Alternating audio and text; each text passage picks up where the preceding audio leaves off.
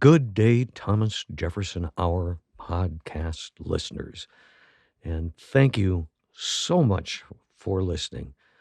Clay, I think people have been hearing sad stories about our little hometown. Well, it's not looking good, that when the national government, when the Trump administration rebukes the leadership of North Dakota, Dr. Deborah Birx was in our hometown. And you know what she said? She wandered around. Yeah. She said she wandered around Bismarck and she had never, ever seen such unwillingness to do social distancing and to wear masks. Think of that. She's been all over the place, David. She said that in all of her experience, she's never seen anything as deplorable as the fact that North Dakotans refuse to do the thing that will ensure public health. And because of it, of course, we in South Dakota are now the nation's leading COVID-19 hotspots. Shame, shame, shame on North Dakota. But I can report that last night the Bismarck City Commission passed a mask-wearing mandate. It's unenforceable, but it's at least a step. But I watched the local news. You should hear this clip. This guy was standing at the podium arguing against masks, and he was holding a rabbit's foot, and he said, I could periodically rub this rabbit's foot, and it would give me just as much protection as this mask. I was like, oh, my. You just got to wonder, how we weaponized basic public health protocols. I mean, look, there are some people that say that masks are less effective than they're said to be, and there are people that say that certain individuals can actually be harmed by mask wearing. But the overwhelming consensus of most of the epidemiologists of the world, of most of the public health experts, of every person at Johns Hopkins or the World Health Organization or the CDC, the overwhelming consensus is that wearing a mask and practicing social distancing is the number one way to prevent the spread of this virus. And I've even heard the head of the CDC say in a testimony before Congress that mask wearing may be more effective than the vaccine. And so you think, what kind of knucklehead wouldn't want to protect himself, herself, and the world around them by doing this very simple thing? Why did we weaponize masks? I'm almost sorry I brought it up because I don't want to get down that rabbit hole, but there are people who know where we're from and have probably seen this, and I know you and I both are vigilant and safe and respect all of these recommendations. Indeed, I haven't showered for 2.5 months. I haven't left my house for 10 years, I think. This is just like a delightful conversation, all things considered, with Jefferson this week. It was a classic Jefferson conversation. We talked with him about him becoming president, how he found out, some of his viewpoints on the Constitution. It was just a great conversation. I really enjoyed it. The humanities are meant to contextualize, to place what's going on in our world in a broader perspective, to see things through other lenses or a larger lens. And so at this moment when I think the American people are more nervous than they have been in my lifetime, certainly since 1969, I think the humanities can really calm us. They can give us a sense that we're not alone, that we have been here before, that things are not always smooth in our republic, that we have a long, rich history, and that the present is not is not unique. And I think that Jefferson, with his high-minded view that we're up to it, that people can rise to the occasion, that there can be harmony after a contested election, that we share more than what divides us. I think those are incredibly important lessons. And as you said during the program, Jefferson has really taken a lot of hits. But what's great about Jefferson is this civic-mindedness, this belief that there's a spiritual dimension to the idea of America that is worth our putting back at the center of our consciousness, because we've really drifted pretty dramatically away from it for some really interesting reasons, not worth going into here. I love that. And when I get to be Jefferson on these occasions, when you're asking me questions as Jefferson and I have to inhabit his soul, I feel better about life. I feel better about my life. I calm down and I think, where is he now? Where is he now? That's part of the reason we had this conversation is that I should point out we're recording this on October 28th. So the election has not occurred, but it just seemed really appropriate. And let's keep this short and let people go to the actual show itself. But I do want to remind people about your Constitution online courses, because that's coming up if people want in on it. I don't know, it might be too late, but they can go to jeffersonhour.com and find out more about that. And it will be repeated, by the way, and then the winter encampments. The Oppenheimer one is open. We've reduced the number of books because people were whining about how much they had to read. So I've reduced the number of books. There are only 2.5. And then the Thoreau and Whitman one. So those 3 are coming up in January, west of Missoula. And the protocols for the coronavirus world are there. We're going to have masks for everyone. We have the whole lodge to ourselves. It'll all be very carefully scrubbed. And we will practice the utmost public health protocols while we're there.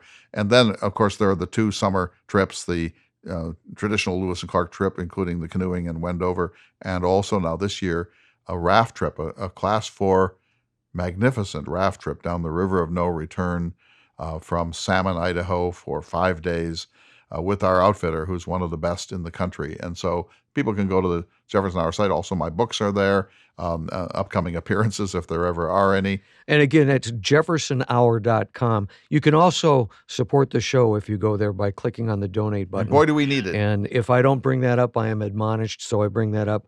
We so appreciate your support. And if you're not in a position to support the show, email us. We love getting email, and we read every one. Or just of your them. Car or your ranch. Or your windmill or your oil Let's go to the derrick. show, shall we, sir? These do not seem like they're greedy requests.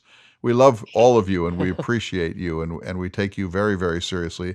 And I hope that you agree with us that this public radio program is a sort of an oasis in a very distracted world. So thanks, everyone. Let's go to the show. Good day, citizens, and welcome to the Thomas Jefferson Hour, your weekly conversation with President Thomas Jefferson. Mr. Jefferson is portrayed by the award-winning humanities scholar and author, Clay Jenkinson. I'm your host, David Swenson, and it is good to welcome you today, Mr. Jefferson. Thank you, my dear citizen. I suspect, sir, that you prefer to talk about books or gardening or even perhaps wine, but I have some questions about government that I'm hoping you can help us all to understand. I will do my best, sir. Mr. Jefferson, this is the first week of November, and we're choosing our next president. By my count, there have been 58 presidential elections. How did you get the news, sir, that you had been elected? It took a very long time. We didn't have a single election day in my lifetime after which the results were well known. In fact, although I knew more or less that I had been elected to the presidency in early December of 1800, it wasn't until much later, not till February 17th of 1801, that I was certified as president. And here's why. I definitely defeated my rival candidate, the incumbent John Adams. The Electoral College vote was 73 to 68, so there was no question there. But thanks to a quirk in the Constitution, I tied with my vice presidential running mate, Aaron Burr. Everyone knew that I was the presidential candidate and he was to be vice president, but we both received 73 electoral votes. And that meant that the Constitution couldn't tell the difference between us. Everybody else could, but the Constitution saw this merely as a tie. And when that happens, the vote goes to the House of Representatives, and the House of Representatives votes by state. Each of the states gets a single vote on this question. And in the end, because the Federalists did not want me, they actually took 36 ballots in the House of Representatives until finally the Federalists gave up, and I was allowed to be certified as the third president of the United States. That was a mistake that the Founding Fathers made in Philadelphia in 1787, or rather, let's say, an imprecision, and we corrected it with the 12th Amendment, which was ratified by both houses of Congress and the states before the 1804 election, and that created ticketing so that thereafter everyone would know who the presidential candidate was and who was the candidate for the vice presidency. That first election of your presidency, it's fair to say, was a contentious election. Did you have concerns about uniting a divided nation, sir? Of course. In my first inaugural address, which I spoke in the unfinished Capitol building on the 4th of March, 1801, attempts to bring about a healing of the country and a binding together of the various factions that had so vigorously, even at times violently, contested the election of 1800. I'll talk about the first inaugural in a moment, but I think historians believe that the election of 1800 was amongst the most vituperative in American history, and I know that I was subjected to an enormous amount of abuse, and really the criticisms of me came from two different impulses. There were diehard Federalists who were never going to be okay with my serving as the president. They disliked me, they distrusted me, they considered me to be a dangerous radical, and when they couldn't find criticisms that were based in fact to throw at me, they made things up. They accused me, for example, of being an atheist, which I am not. They accused me of having been a coward when the war came to Virginia in 1781. I don't think that's true or fair. They said that as a lawyer I had cheated widows out of their estates. That's, of course, nonsense, and so on. And so most of this criticism was really focused at a bogey who never existed, not at me. They didn't know me from Adam. But this was the procedure that they used because they did not want to change from the Federalist Party to this opposition group, the emerging Republican Party of the time. And that was one group of people who opposed me. Another group was a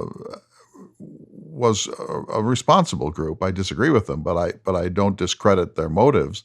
There were tens of thousands of Americans who were concerned that I might undo Mr. Hamilton's fiscal apparatus, that I might repudiate the national debt or take away his National Bank of the United States. There were people who thought that I had spent too long in France and might be radicalized by the ideologies of the French Revolution. There were people who felt that I was a Southern slaveholder and that I would pursue policies that were good for my own region of the country at the expense of, say, New England, and so on. So there were honest people who had sincere doubts about whether they wanted me to be the next president of the United States. And though I disagree with them, I certainly respect their point of view, and I wanted to conciliate them as president as much as possible, if possible, to reclaim them and to bring them around to a much more generous view of my intentions and my administration. And to a very large extent, I did. In the 1804 election, when I stood a second time for the presidency, I won by what you would call a landslide. I carried all but 2 states, and it was an enormous vote of confidence for my personal administration, my work as the president, but also for the policies that my party and I were pursuing in the Congress of the United States. So that was the opposition, and it was very bloody. And let me say, people from my side were just as vicious towards John Adams and the Federalists as they were towards us. I suppose the reason is we thought that the whole future of the American Republic was at stake. We were very young in our national experiment, and every election was going to matter because it was laying down protocols of administrative strength and administrative style and administrative policy that would continue to influence the future course of the American experiment. But it was very upsetting to me personally. I'm a pretty thin-skinned man, and I don't appreciate personal abuse at any level. So when I was clearly the victor after February 17th, 1801, I very carefully wrote out my first inaugural address, and I wanted very much, not as a political ploy, but sincerely, to bring about as much unity and healing and reconciliation as was possible. And in that inaugural address, I said this, and I meant it. Every difference of opinion is not a difference of principle. We have called by other names men of the same principle. We are all Republicans. We are all Federalists. In other words, we Americans share much more than we disagree about. It's important that we keep that focus. It's important that we don't artificially prolong these divisions, and that after an election, it's essential that we move back towards a much greater level of calm, mutual respect and tolerance and social harmony. And if we don't, then, in my opinion, we probably can't be a republic. At that time, sir, the nation was new, really, just a few years old, with few precedents set. Uh, and one of the concerns the public had, I know, was that we were going to become a monarchy. This, among other things, what were your main concerns when you took office?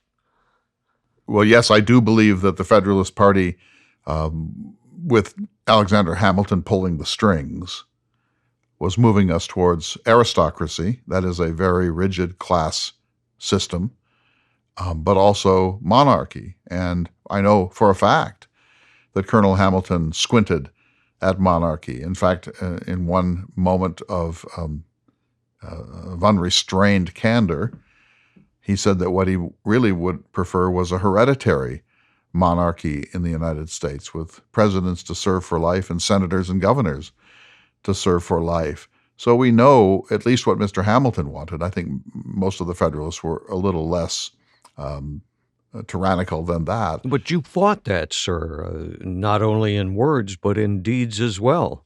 I did. I felt that this was a squandering of the American Revolution, that we had broken with Great Britain. We had returned to what's known as a state of nature, and now we were creating a new way of constituting ourselves. We were actually drafting written state constitutions and a national constitution, and that what we wanted to do was to try something different from what had prevailed in Europe with its endless wars and its religious superstition and bigotry and its priestcraft and its fiscal irresponsibility and the whimsies and caprices of kings and nobles and dukes, etc. And so this was our chance to, in a sense, to start the human project over again on the blank slate, the tabula rasa of America. And I was appalled to see that many people, and some of whom I cared about, like George Washington, were moving the country down a sort of a traditional quasi-British trajectory. And we were basically going to recreate Great Britain here in the New World, but with a homegrown elite at the head of each party and at the head of the government. That seemed to me to be so unimaginative, such a misreading of the possibilities of America, such a betrayal of the spirit of the people and the American Revolution that I was completely alarmed, even aghast. And so I then reluctantly allowed myself to become an opposition leader. The real work was done by James Madison. And in the election of 1800, I made it clear to the American people that if they elected me, they would be, in some sense, repudiating that proto-monarchical trajectory that the country had been on. But you, sir, also took some actions, a sort of a public display. You volunteered earlier to recall that day of your first inauguration. Yes, I was staying in a boarding house. I walked to the Capitol. I refused a military escort or a carriage and liveried servants. I wore plain gentleman's clothes. I had no ceremonial sword. I had no pomp and circumstance. I regarded myself as the first citizen. And then I delivered my first inaugural address slowly, almost inaudibly, and afterwards went back to that very boarding house and sat where I had always sat and refused to let people move to defer to me now because I was some extremely important being. I see the president as the first citizen, but he must steadfastly avoid any trappings of monarchy or any notions that he is special. He is a servant of the people of the United States, but he is not entitled to a high level of ceremony and pomp. Very good, Mr. Jefferson. We need to take a short break from the conversation. When we come back, I'd like to talk to you a bit about your interpretation of the Constitution, if that would be all right, sir. Of course, sir. We'll be back in just a moment. You're listening to the Thomas Jefferson Hour. Welcome back to the Thomas Jefferson Hour, your weekly conversation with President Thomas Jefferson. Welcome back, Mr. Jefferson. Thank you. Sir, I often wonder about how you interpreted the Constitution and what the importance of adhering to it strictly was to you, sir. Well, in a state of nature, we have no law at all. It's anarchy. And then you come together and you form a social compact, and the people who create it lay down the powers that they want to give to the three branches of the government. They create procedures for elections and for impeachment, and they have some directions about compensation and about the limits of the authority of each of the three federal branches, the judicial, the executive, and the legislative. They explain how a bill becomes law and under what circumstances a president can veto that bill, and then under what circumstances both houses can override it with a vote of 2/3.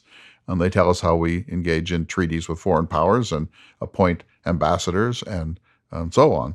So the Constitution lays down the bylaws, the ground rules for American public life. The preamble, sir, may be a good place to start. It explains and declares the basic goals of the document in pretty straightforward terms. If I may read it, it says, "We, the people of the United States, in order to form a more perfect union, establish justice, ensure domestic tranquility, provide for the common defense, promote the general welfare, and secure the blessings of liberty to ourselves and our posterity, do ordain and establish this Constitution for the United States of America." That preamble was written by a man from New York that I knew quite well. His name was Gouverneur Morris. He was a high-toned Federalist, one that I did not see eye to eye with, or he with me.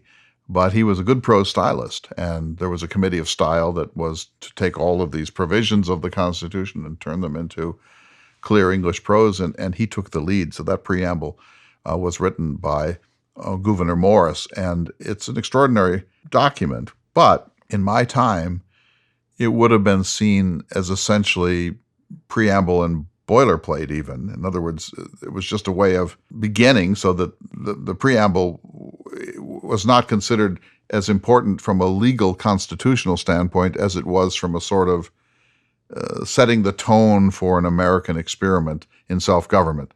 I think the preamble is excellent in this respect. It says to form a more perfect union. We had a good union. After all, that union allowed us to win a war of independence against the world's greatest power, and certainly the world's greatest navy. But the Articles of Confederation had proved to be inadequate in some ways, particularly on questions of taxation.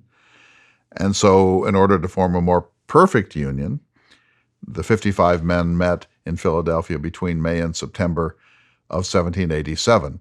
So the preamble is certainly important, but it's more a piece of constitutional poetry than it is a real recipe for government. Part of its goal was to settle some of the questions about the power of the federal government, but disagreements about this did not end with the acceptance of the Constitution, did they, sir? No, once you have a constitution and it's ratified, then you have to interpret it. And it's not at all clear just how it should be interpreted. And there are really two schools of this. I led one, and Alexander Hamilton led the other. My view was that the Constitution is as much a restraining document as it is an enabling document.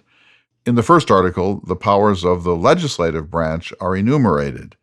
And those powers are interesting. The legislature has the right to coin money, to levy taxes, to engage in treaties with the Indians of the American West or with foreign nations across the Atlantic. It has the right to levy soldiers in times of war. It has the right to create a judicial system. It's meant to have a census every 10th year, etc. If you go into Article 1, there is a long list of enumerated powers for the legislative branch. That list is quite specific, sir. There's no clause at the end of Article 1 that says, and by the way, from time to time, the legislative branch might decide to do other things, and we can't really imagine them at the moment, but they're free to have a flexible view of the Constitution and to stretch it into any shape that seems useful as the American experiment unfolds. There is no such clause in Article 1. There's no such clause in the Constitution. There's no elastic clause. And so if they enumerate certain powers to government, I assume that those are the powers government can undertake. And if government should decide that it wants additional powers, say creating a national bank of the United States, then the only proper remedy is for that government to promulgate a constitutional amendment saying, look, we know that a bank is not enumerated in Article 1 of the Constitution, and we want to be respectful of the social compact that was ratified in 1788. But now we decide we need a bank, so we're issuing this constitutional amendment, and we're asking the people to ratify it. Then the people can decide themselves. After all, the people are the sovereign, whether they want to expand the powers of government to cover this exigency. That was my view, that we should have a strictly interpreted constitution, and if we want more power, then the only legitimate remedy is to go to the people with amendments asking for that increase in the authority of the social compact. I'm glad you brought that document up, Mr. Jefferson, that your opinion on the constitutionality of a national bank from 1791. I think that's a real key to understanding your views, sir. I think so, too. Now, I should tell you, as a matter of fact, that the president eventually signed the bank bill. This is George Washington. That he wrestled with the constitutionality of a national bank, and he asked me, as his Secretary of State and a known political philosopher, and then Colonel Hamilton, his Secretary of the Treasury, for each of us to write a memo, a position paper on the constitutionality of the bank. And I wrote one along the lines that I've already articulated, saying to take a single step beyond the boundaries thus drawn around the government is to enter a field of boundless possibility of abuse, that our particular security is having a written constitution, and that we must adhere to it because that's the instrument that was ratified by the people of the United States. In fact, sir, you wrote, to take position of a boundless field of power, which would give means to do whatever evil they please. That statement really surprised me, Mr. Jefferson, coming from one who has such faith in the people. I do have faith in the people, but I don't have faith in people that have power.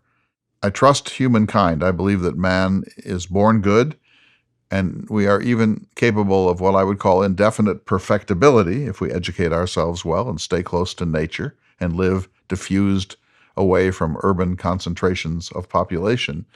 So I do believe that man is good, and I do trust man up until he holds power in his hands. And in the moment any individual holds power in his hands, I now distrust him, and I think all honest citizens should distrust him, or certainly be vigilant, eternally vigilant, because power has a way of distorting human reason. It inspires self-love in people who hold it, and also it inspires righteousness and an unwillingness to credit opinions and positions that do not belong to that person or that party alone. I noticed this in myself, I'm sorry to say, when I was in my second term as the President of the United States, that I got a little righteous at times and thought that I must know more than the people who are my detractors. That's a very dangerous thing. And as a general rule, I think we should be quite suspicious of any human being who holds power, certainly someone who holds national power. Furthering that point, you wrote, instituting a Congress with power to do whatever would be for the good of the United States, and as they would be the sole judges of good or evil, it would be also a power to do whatever evil they please. Of course. So I remind you that our Constitution is based on the work of Montesquieu, the French political theorist who wrote one of the most important books of the 18th century. It's called The Spirit of the Laws, and all of the founding fathers were aware of it either through newspaper summaries of it or the text itself in French or English.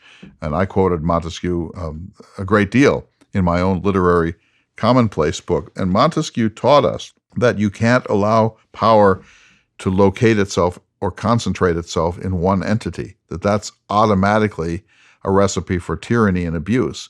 And so you need to divide and subdivide power into coordinate branches of government. And he's the one who gave us the tripartite system of judiciary, executive, and legislative. And he introduced us, at least for the modern world, to the concept of separation of powers and checks and balances, that each of the three branches of the national government is supreme within its own portfolio, but each one can be checked when it moves towards excess by the other two or one of the other two. And so to give you an easy example, if the Congress passes a law that the president regards as foolish or ruinous, he can veto that law.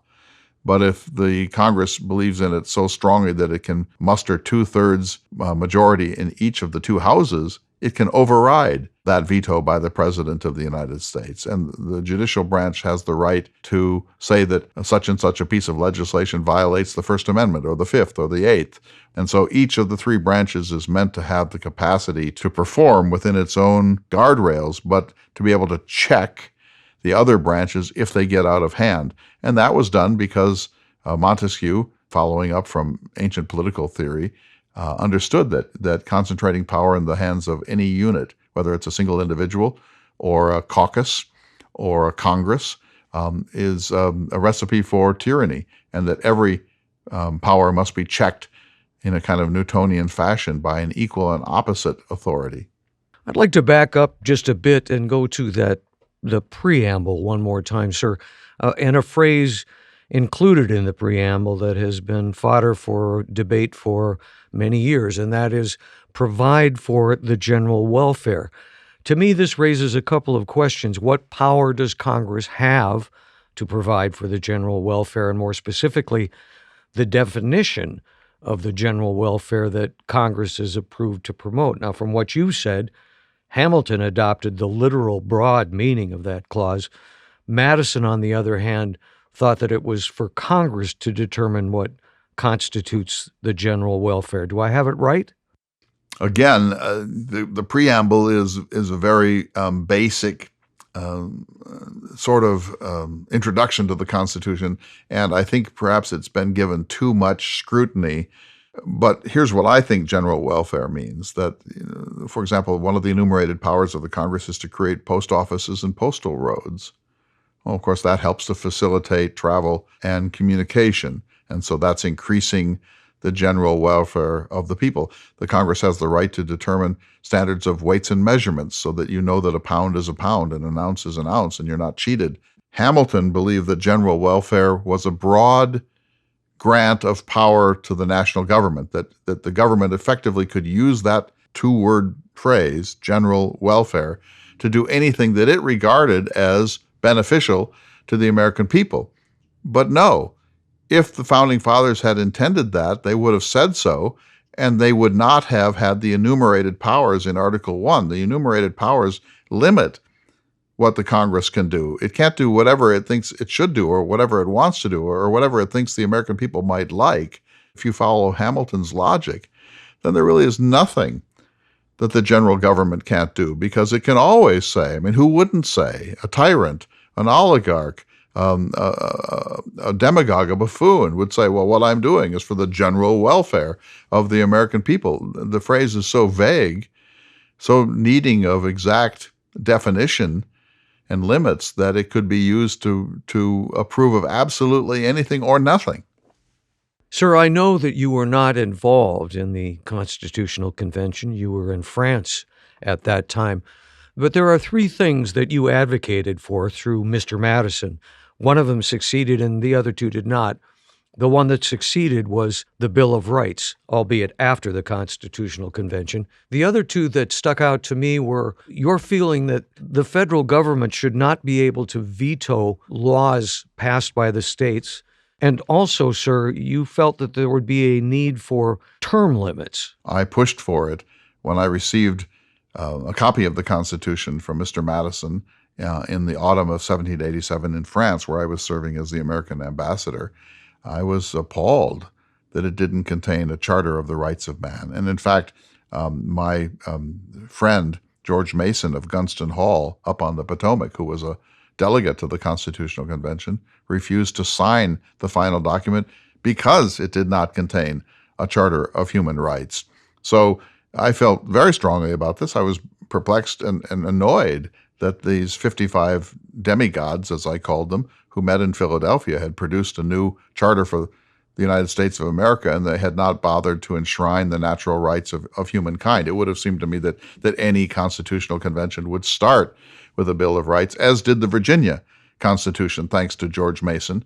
But no. And so I wrote a pretty stern, maybe the sternest letter I ever wrote to James Madison, my closest friend, and said, what every people on earth has a right to expect against its government is a Bill of Rights. This can never be left to inference. It's not implied in this or any other constitution. It must be spelled out in plain English. I'm not saying that I persuaded him, but I was part of what persuaded him.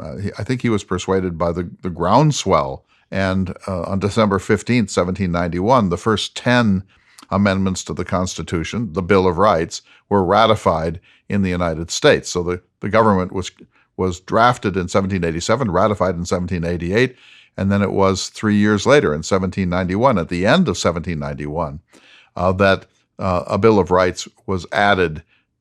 I said, we should probably corkscrew it back into the main body of the document so it doesn't seem like some sort of an afterthought historically. As to specifics of the Bill of Rights, I would have gone a little farther had I been engaged. Yes, I believe that state actions should be largely immune from federal intrusion. I believe that the 10th Amendment is in some ways the most important one, when it says that those powers not delegated to the national government belong instead to the states and to the people. But I also felt that we should have a balanced budget requirement in our Bill of Rights, and that we should enable people of strong moral convictions to conscientiously object to military service. And that was largely for our Quaker brethren up in Philadelphia. I think that principled pacifists should not be forced to fight for their country, although there may be other public service that they can engage in. And then term limits. It seems to me that nobody should hold power very long, and that it's a kind of a habit of humans to reelect an incumbent.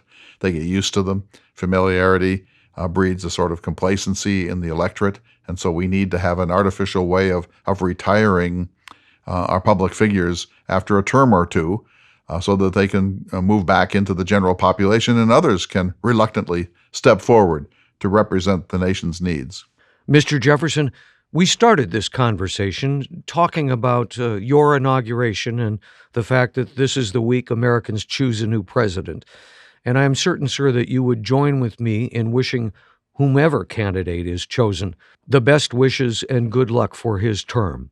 I also addressed this in the first inaugural address on the 4th of March, 1801, and I said that majority rule is the very heart and soul of our republic. And once the majority has spoken, whether it's 89% or 59% or 50% plus one, that becomes the law of the land. That becomes the decision of the people, and that the minority who lost should be gracious and respectful and accept the will of the majority, and the majority that wins should realize that it has a real moral interest in reaching down to the minority to embrace them and to the extent possible to accommodate their concerns and their needs. But majority rule is sacred in our system, and no party has the right to skulk or undermine or sulk or refuse to cooperate. The bylaws of our system are that when the majority has spoken, everyone finds a way to get on board with the national consensus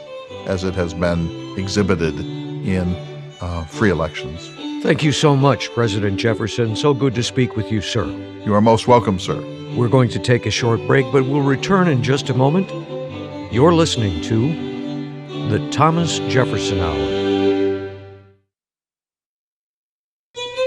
Welcome back to the special election edition of the Thomas Jefferson Hour. I'm out of tights now, and my wig has been returned to its box, and I am virtually sitting across from the semi-permanent guest host of the Thomas Jefferson Hour, Mr. David Swenson.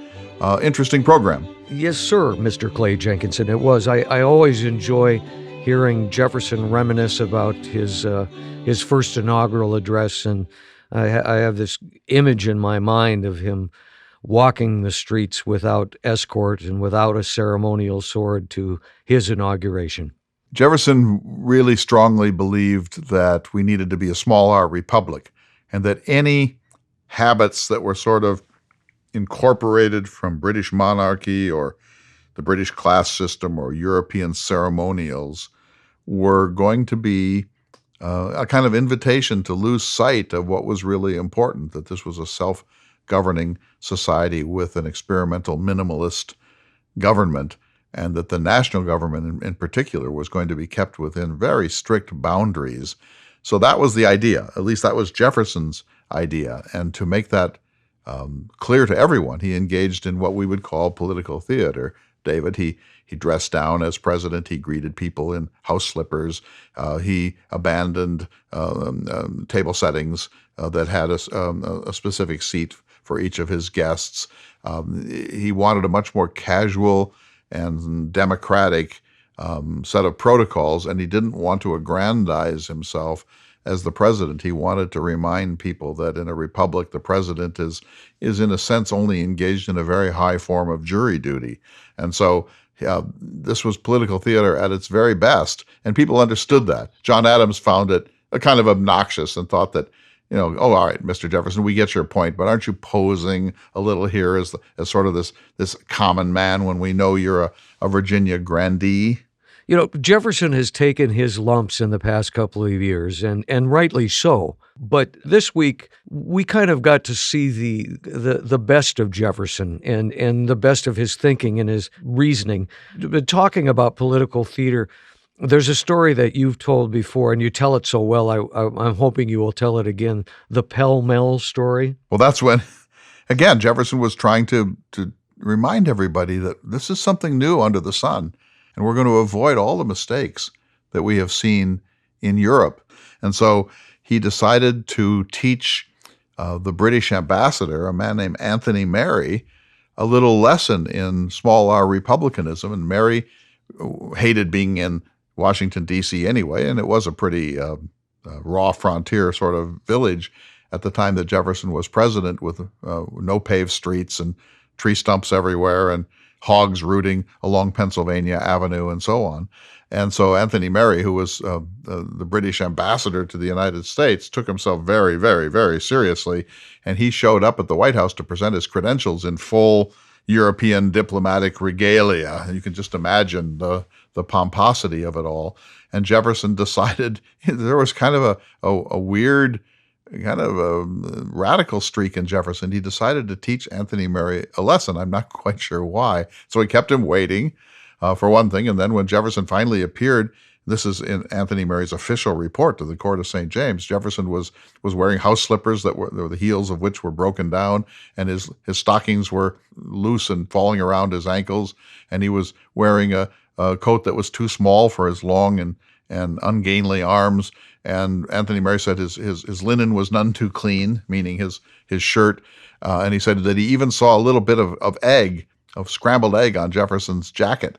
And so he wrote back and said, what kind of a barbarian is this? Who I'm presenting my credentials. That's an important diplomatic ritual. And Jefferson appears in his slippers, and he refuses to play the game. He refuses to honor the protocols of international diplomacy. So Jefferson found this all amusing. Anthony Merry did not.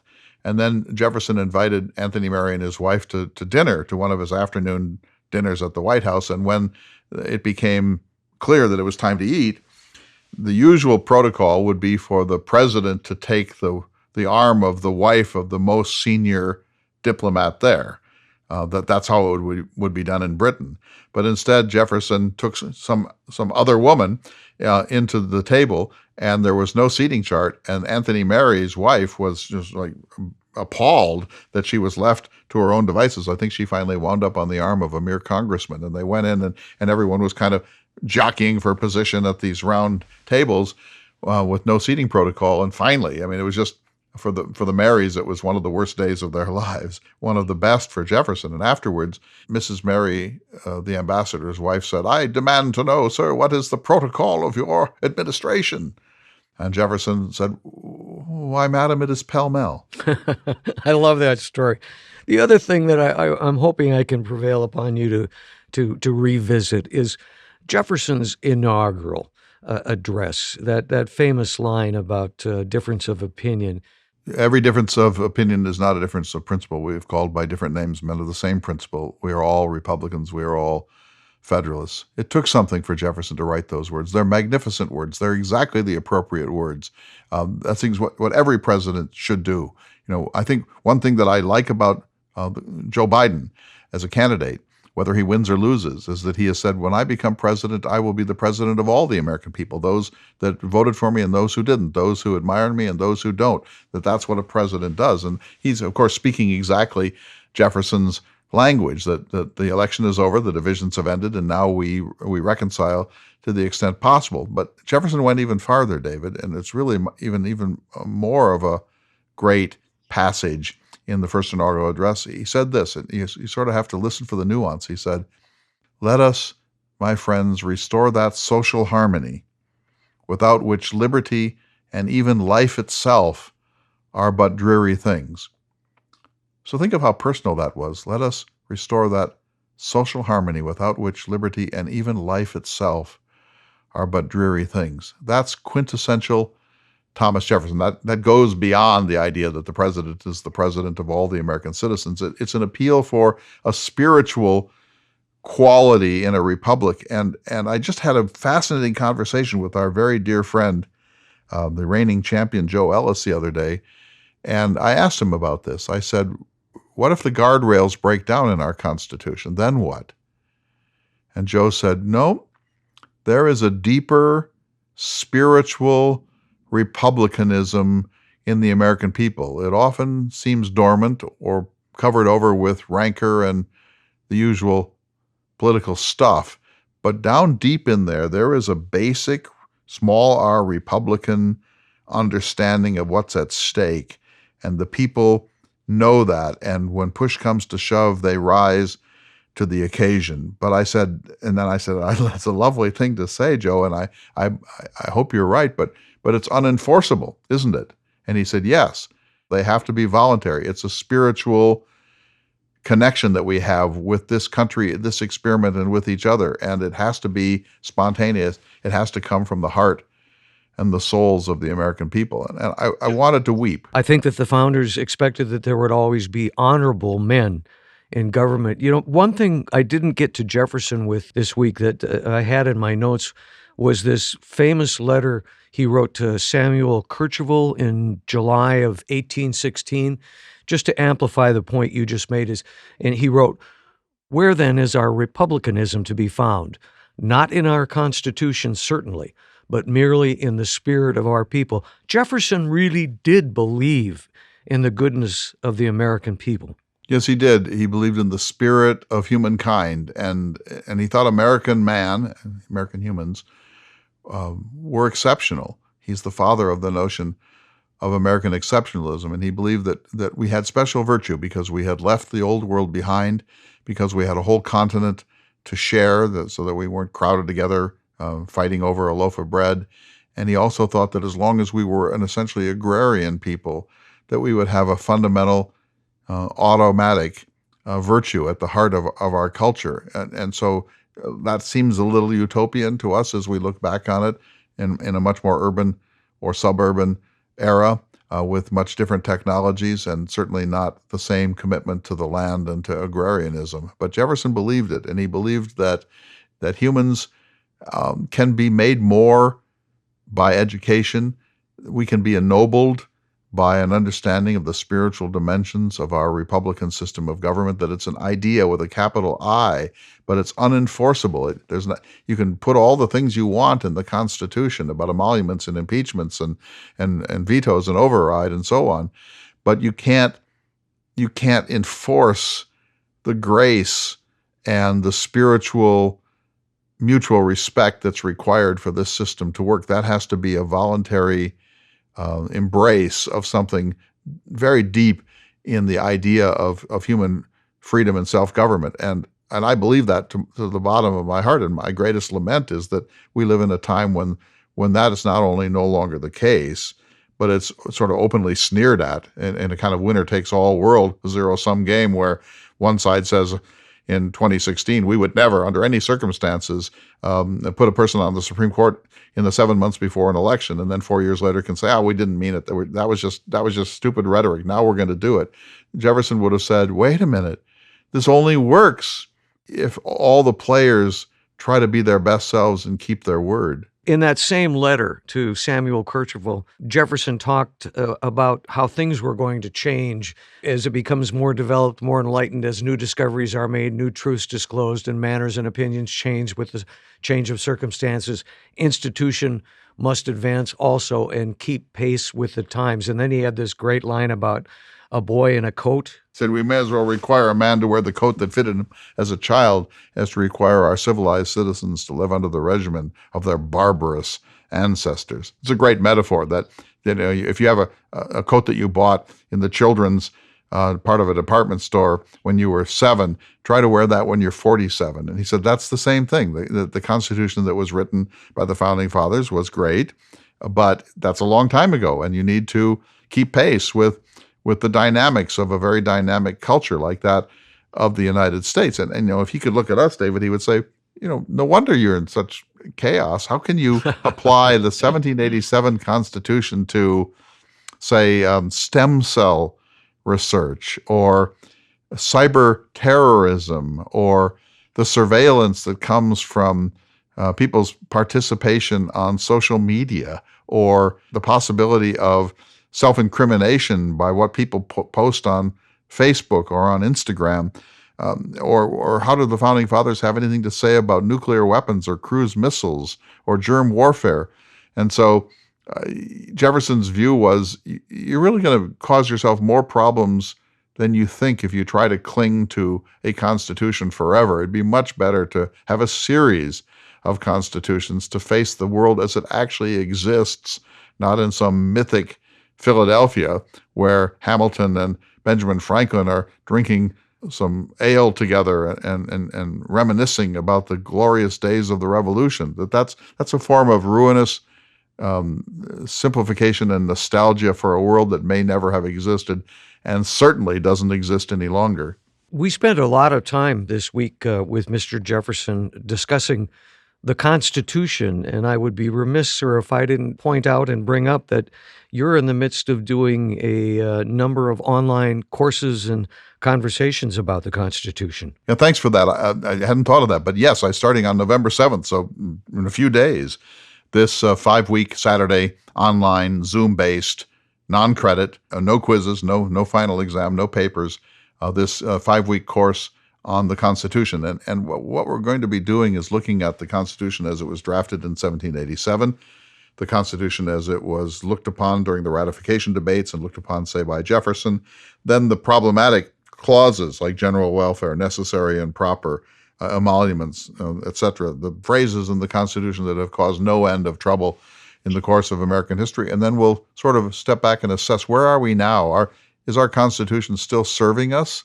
Or have we really gotten to the point where we're beyond it? And that's one of the reasons why we're in a national political paralysis. And we're reading 2 books. One is a study of the Constitution itself, and then the other is a book called Are We Rome by Cullen Murphy. And what he's trying to ask is, are we fated to go the same way as the Roman Republic and to devolve into private armies and tyranny and absolutism? The answer appears to be, yeah, quite likely. But that's what the course will be. And so people can go to jeffersonhour.com if they're interested. We have a special discount for educators and for students. There will be a couple of sections. I'm very excited about this, David, because how often do we actually get to read the Constitution of the United States? I read it last night, and I found all sorts of things that kind of shocked me. And so it seems to me that this is a really good post-election opportunity for us to step back and ask some questions about, it's not just about Donald Trump and Joe Biden. It's not just about the Democrats and the Republicans. It's really about how well are we constituting ourselves? How well are we doing in the 3rd decade of the 21st century? And what might remedies be if there are fundamental problems with how we constitute ourselves? So, yeah, I'm excited about that. And people can find out more at jeffersonhour.com. Right, jeffersonhour.com. We're real proud of that website. It's very deep. There's a lot there. You can listen to previous broadcasts, and also you can support the show.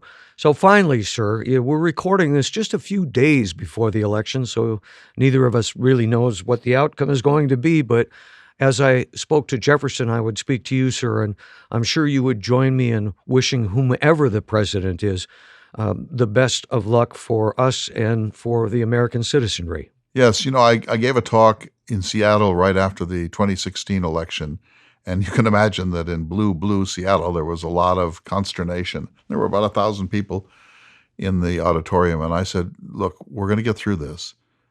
We always get through these things. We're a very robust democracy. We stumble. We have moments where we're just completely perplexed. But you know what? We always go forward, and we wind up reasserting the deepest values of American life. And whoever wins on November 3rd, we're going to get through this. It's not the end of the world. It may seem like it, but I think we should be Jeffersonian optimists. And I also agree with you, David, that after the election is over, my hope, A, is that it's clear and not open to great dispute, and B, that whoever wins is gracious and whoever loses concedes and is generous with respect to the winner. I hope that the transition is smooth. I hope that the American people accept the results. And I hope that we then follow Jefferson's advice that every difference of opinion is not a difference of principle, and that the American people share more, much more than what appears to divide us. And so I hope that this becomes a moment of national healing and not just round two of whatever this is that's happening. My sentiments exactly, sir. Thanks, everyone. We'll have a lot more to say on the next edition of the Thomas Jefferson Hour. Thank you for listening. Please go to the website for more information on a whole range of questions, including online courses and books and cultural tours. And we will see you next week for another important edition of the Thomas Jefferson Hour. Thanks for listening. The Thomas Jefferson Hour is brought to you each week by Dakota Sky Education. The program is distributed nationally by Prairie Public. President Thomas Jefferson lived from 1743 to 1826, and this program presents his views. President Jefferson is portrayed by the award-winning humanities scholar and author Clay S. Jenkinson. To obtain a copy of this or any show for a $12 donation, please call 701-575-0727. This program is also available online at jeffersonhour.com and on Apple Podcasts. If you'd like to correspond with President Jefferson or submit a question for him to answer on the program, please visit the website at jeffersonhour.com. The Thomas Jefferson Hour is produced at Makoche Recording Studios in Bismarck, North Dakota. Bach Cello Suite No. 3 in C Major by Stephen Swinford. Thank you for listening. Please tune in again next week for another thought-provoking, historically accurate program through the eyes of Thomas Jefferson.